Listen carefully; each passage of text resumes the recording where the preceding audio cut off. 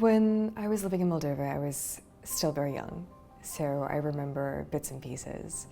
What I remember very much is spending time with my parents, with my grandparents. There was a giant park next to where I grew up, and it seemed like a giant wilderness. I remember the city. I remember going to the Central Market. I remember sampling all the food there, going to the milk pavilion and sampling all the cheese and feta cheese that they had there. The Soviet Union was coming apart, and Moldova, where we were living, had just become an independent state.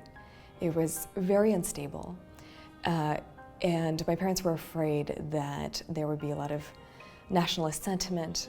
We were Russian speakers. It felt a little bit scary to be part of these conversations about nationalism and kind of this backlash against Russian speakers.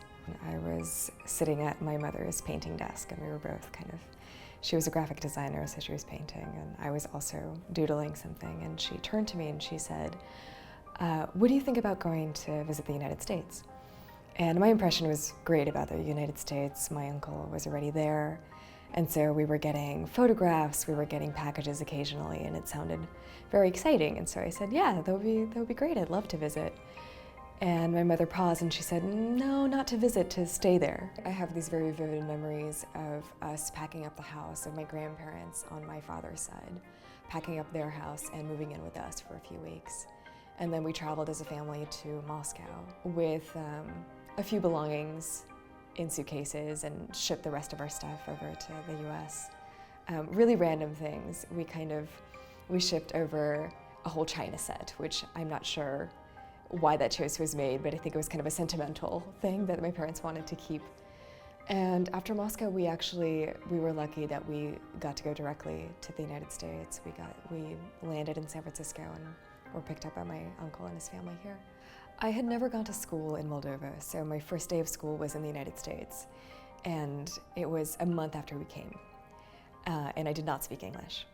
My most vivid memory of the first few weeks of school was carrying my name written down on a Post-it because I did not know how to write it. I did not know the alphabet yet.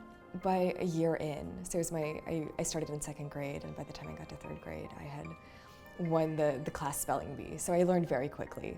I've always wanted to work in kind of the nonprofit field, so in my professional career lately, that's what I've been doing. I taught in a special education school for a few years.